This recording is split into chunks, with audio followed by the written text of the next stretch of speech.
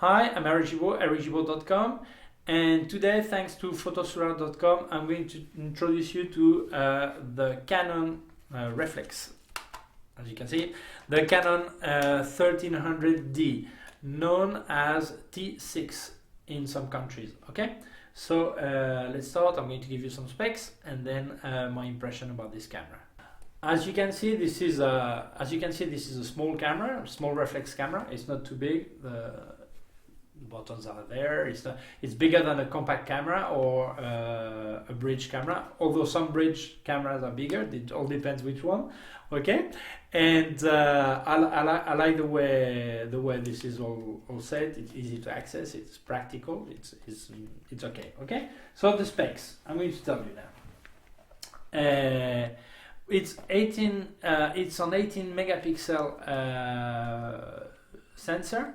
You can put the ISO from 100 to 6400 ISO. Okay, you can push it to 12,800. You have Wi-Fi and NFC to transfer files. Okay, you can shoot at 3 frames per second. You have a 9.9 dot autofocus. You have some creative effects. You have full HD video. And the speed can go from 30 seconds to 4,000th of a second, plus the bulb option. Okay, so I think this is really a basic camera. This is the most basic camera by Canon. This is the equivalent of the Nikon 3300, and all these marks have a basic camera in each type of camera. So this is the basic reflex camera by Canon. Okay, so what did I like about this this camera? Well, the weight is okay. The price too. The price tag is around $4,000 US or 400 euros more or less. Okay. The kit comes It comes with the 1855 millimeters, which is not a very luminous lens, as it opens at 3.5 on maximum on the widest angle, and 5.6 on the tele. Okay, so this is not a great lens. This is the typical basic lens they put in the kit. Okay, it's easy to use. The buttons are really to access, easy. You can hold it in hand. It's good. It's fine. You have one thing I really like. You have RAW files. So you will say, oh, they all have RAW files. Yes, but the first version of this camera, the 1000D, you had RAW files only on manual, aperture priority, and speed priority. If you were in full automatic, it was just JPEG. This one you have. You can have RAW on all of this. Okay, so that's fine. Yeah, you can also have RAW plus JPEG. It means that if you do not know how to develop a RAW file or process a RAW file, then you can always use a JPEG, and then when you know how to do the RAW file, you get back to the RAW file you had kept on your hard drive, and then you just process it. Okay, so it's good to, when for someone who begins, that's good to do both files and then go learning step by step. Okay, what else? It's full HD. The first version didn't have full HD, it was just HD. This is full HD, although I speak about the first version because I tried it. Okay, since then there was the 1100, 1200, and now the 1300. Okay, I did not test. I can't remember testing the 1100 or the 1200, so I'm not sure if it had full HD or not. This one does have. Okay, what else do I like? Well, that's about it. The problem of this range of camera, whether the 3300 by Nikon or this one by Canon, I think they should not exist. They actually take a better camera, they strip it down and give you this. So there are many things, features you would like to have, and you don't have it. So it's just to force you to buy the higher range as soon as possible. So I think someone who is not willing to spend more money, maybe it should be better to buy a bridge camera than this.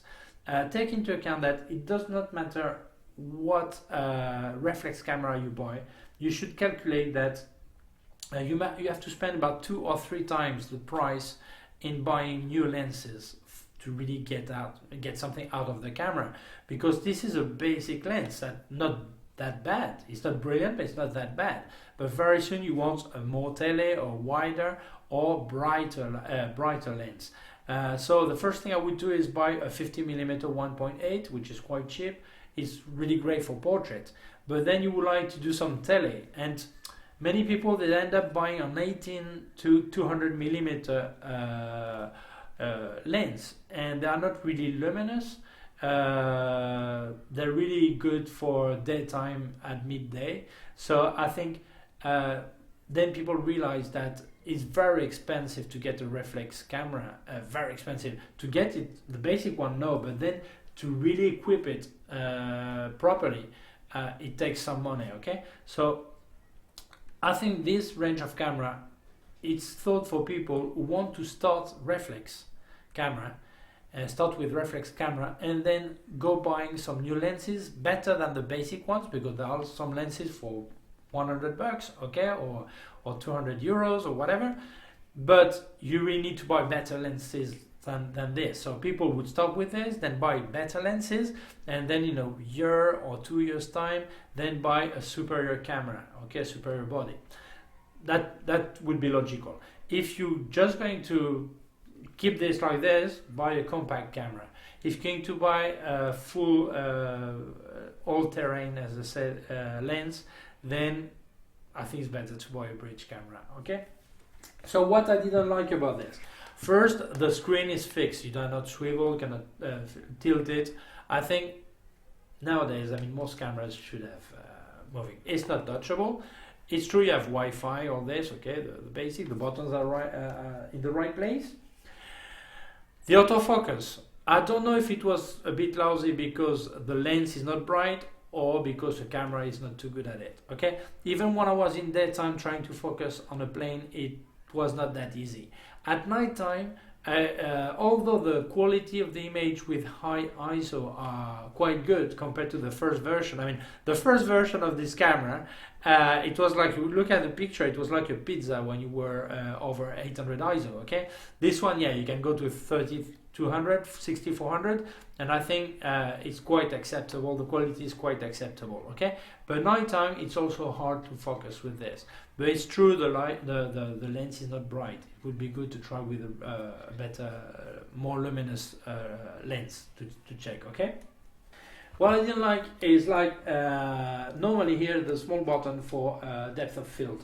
You press it and you see the depth of field you're going to get, okay?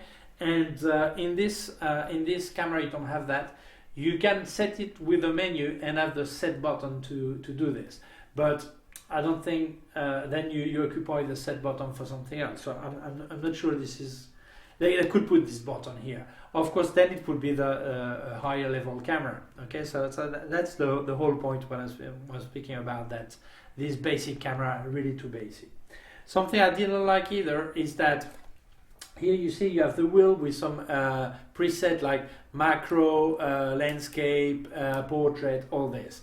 Okay, when you put it on, then there's a small image that comes out to tell you what it is.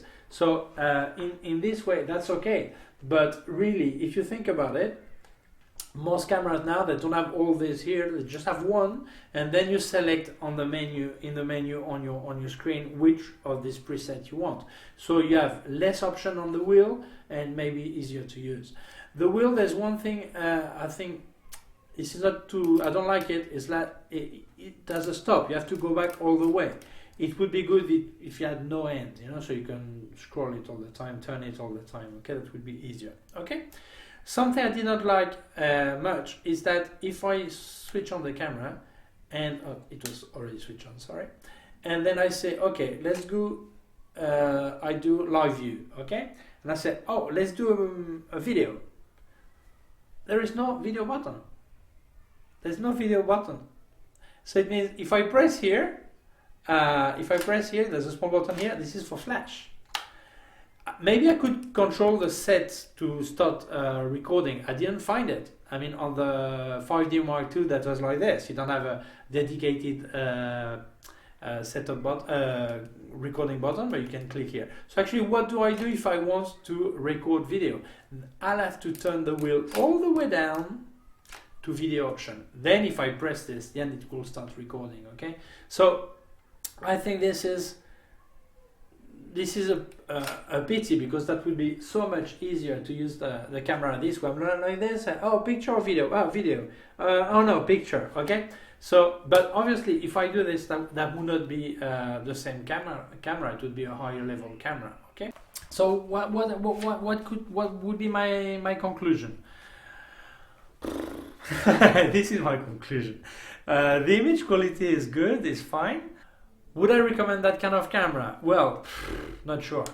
Honestly, if you just want a simple, stupid camera, easy to use, quick to use, this is not the camera you should go for.